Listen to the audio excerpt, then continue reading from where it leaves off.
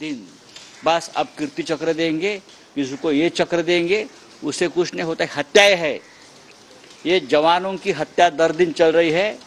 ठीक है, हम उनको बलिदान बोलेंगे, शहादत बोलेंगे, लेकिन ये हत्याएं है और इस हत्या के लिए जिम्मेदार मोदी और शाह जी की सरकार है। एक मिनट, आपका हो गया।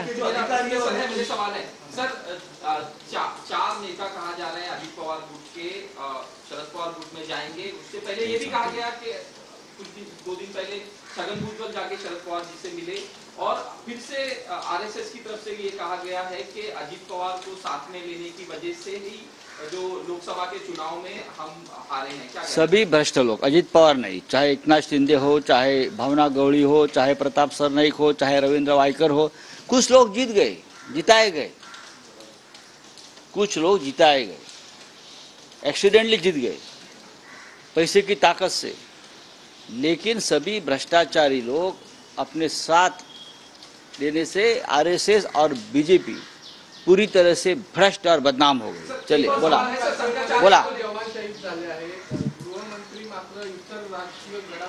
बघा, ज्या दिवशी नरेंद्र मोदी यांनी प्रधानमंत्री पदाची शपथ घेतली त्या क्षणीच काश्मीरमध्ये सगळ्यात मोठा हल्ला झाला।